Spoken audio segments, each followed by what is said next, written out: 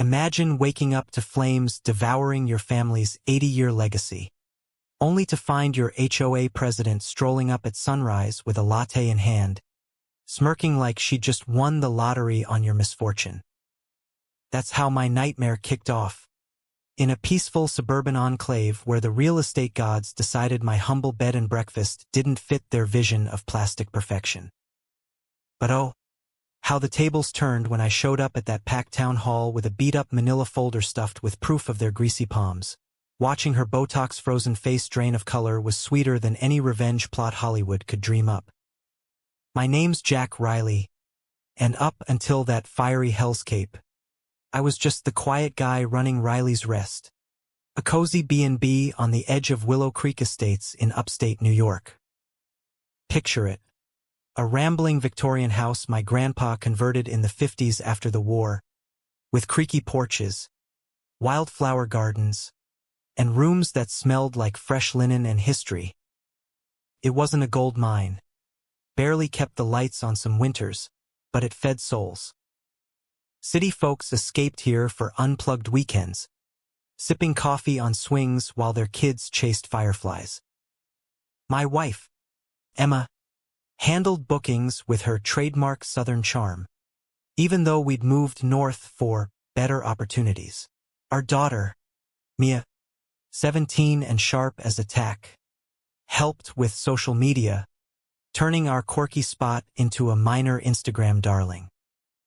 We were the underdogs in a sea of cookie-cutter mansions, but we minded our own, paid our dues, and smiled through the neighborhood barbecues where everyone pretended to be pals.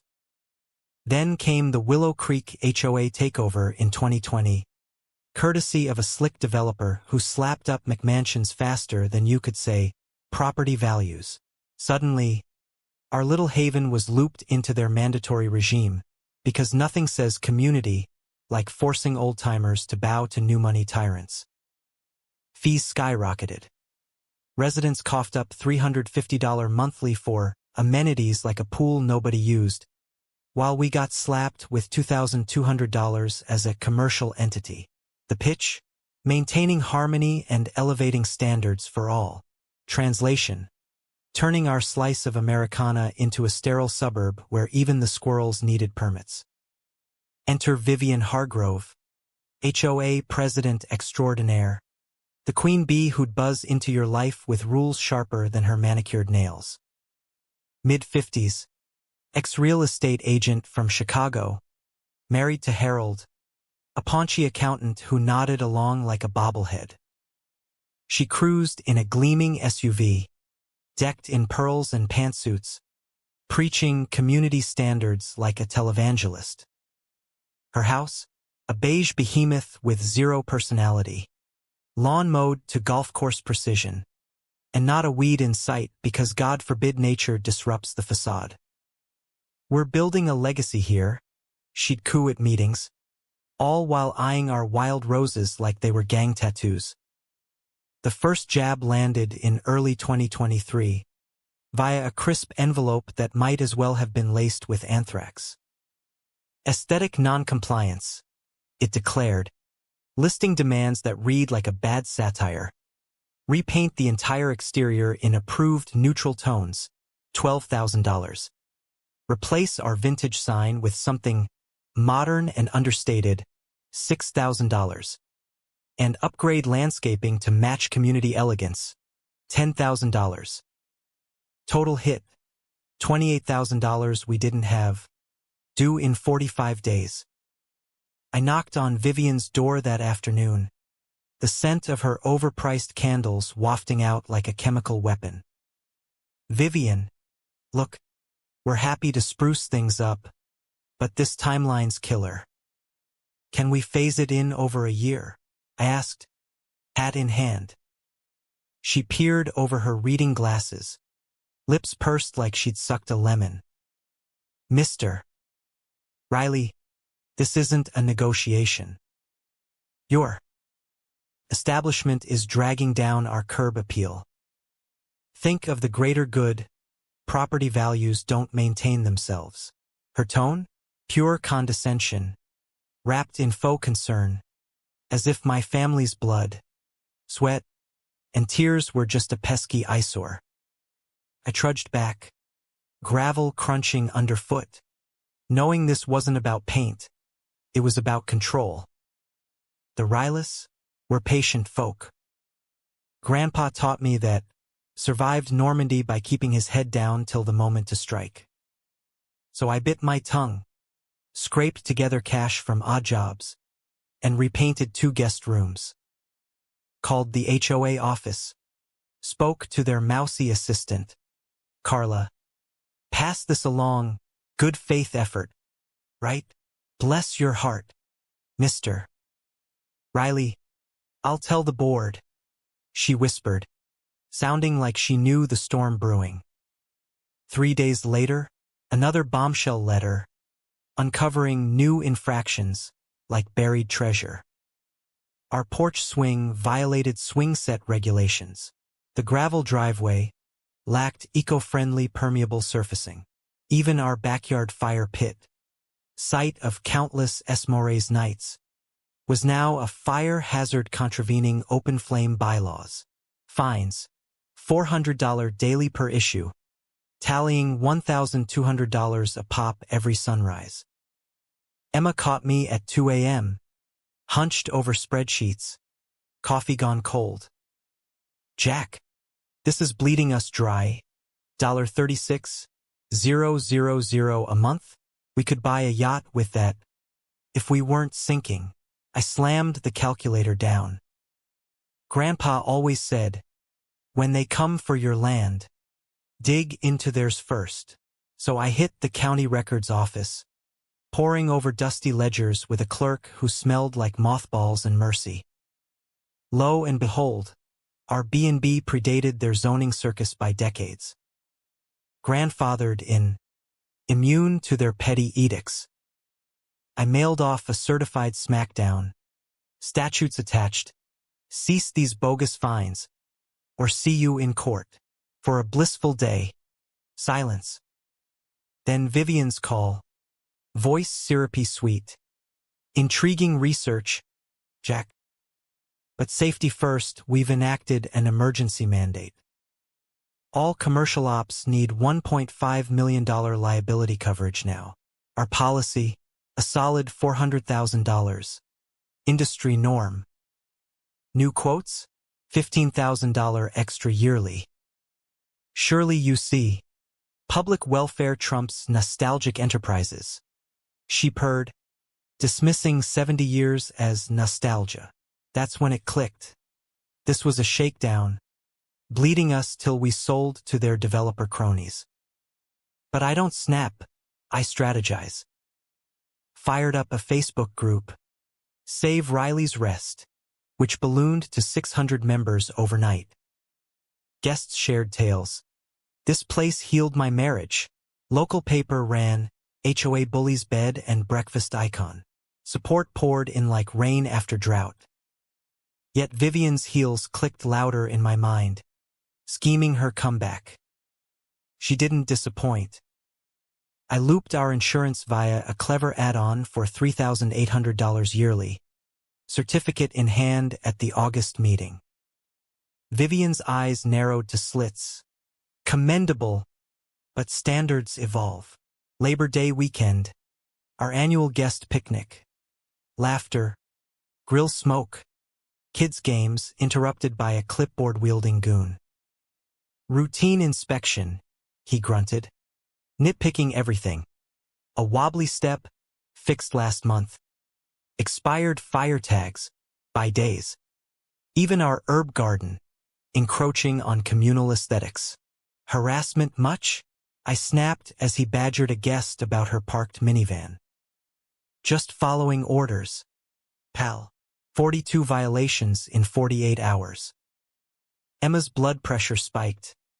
Mia whispered, Dad. They're monsters. Time to hunt. Called my old paralegal buddy, Lena, a shark in sheep's clothing. For $400, she gutted their bylaws. Rule changes needed full quorum, not their stacked midnight sessions. They've been rigging votes like a casino, she laughed. Armed, I challenged them legally. Media jumped. TV spot with a multi-gen guest family.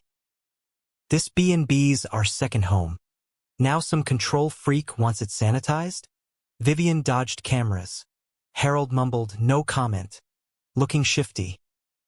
Social media raged. But so did she. Inspections tripled. Suppliers ghosted us after anonymous tips. Emma suggested selling at $650,000 offer. I stared at Grandpa's photo. Nah, they're amateurs at this game. October 22nd, 3:15 a.m. Flames lit the sky. Our storage barn, packed with heirlooms, torched. Arson, fire chief confirmed. At dawn, Vivian saunters up in yoga gear, smoothie in hand, dreadful accident. Though that eyesore needed updating, silver lining. Harold snaps photos for records. Investigator side-eyed. Odd time for a walkabout. I sleuthed. Marina cams caught a Harold lookalike sneaking in. Anonymous tip.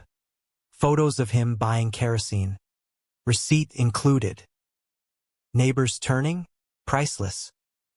Insurance stalled without HOA nod. Vivian blocked it, citing non-compliance. Fines mounted. Whispers labeled me troublemaker. I stayed cool. Gathering dirt. Board minutes showed skimmed funds. Vivian's expenses like spa trips on dues. Tensions boiled. Vivian spread rumors. Riley's unsafe. Think of the children. Fake CPS call on Mia. Unstable home. That crossed the line. Attack me. Fine. My kid? Game over. Allies leaked recordings. Vivian ranting. Force him out. Prime land for condos. We lawyered up. Sued for harassment. Media circus grew. Vivian tried canceling the budget meet. Security risks. Court slapped her down. Proceed or pay. Harold's dumb move. Caught shredding docs on cam. Deputies seized them. Notes on erasing trails. Community swelled. 350 RSVPs for a 150-seat hall. Personal hits. PI on my past. Threats. Midnight bikers revving. I laughed. Amateurs. Final night. Family huddle under stars. We're ending this, I vowed. December 20th. Hall overflowed. Cameras rolling. Vivian. Stiff as starch. Limited comments for order. Lena fired. Law says full input or adjourn. Deputy nodded. She's right. I projected slides. Collections $1.8 million. Spent $2.1 million. Gasped. Reserves. Required $600,000.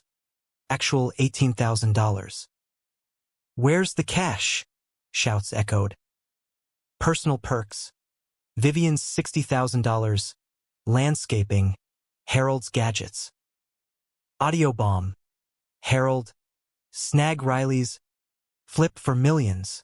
These yokels don't get value. Vivian. Purge the riffraff. Upscale for deserving folk. Room exploded. Thieves. Harold fled blocked. Vivian stammered. Misquotes. I beamed records. Your signatures. Your nephew's firm. Your pockets lined. Laughter buried her. Votes. Board ousted. Auditor hired. Charges pursued. Unanimous roars. Cuffs clicked. Embezzlement. Fraud. Vivian sputtered. I'm connected. Deputy. Silent. Or it worsens. Media swarmed. Justice tastes sweet, I said. Crowd cheered. Emma hugged tight. Aftermath. Pleas guilty. Vivian 2.5 years. Harold 15 months. Restitution $980,000. Refunds averaged $15,000 per home. We rebuilt debt-free. Bookings surged 35%. New board/dues. Added term limits. I testified for reforms. Riley Act mandates audits nationwide. Healing hit home. Emma's migraines vanished. Mia's essay on resilience won prizes. We vacation sans drama. Now I consult victims. Story a doc hit. Lessons. Demand audits. Competitive bids. No nepotism.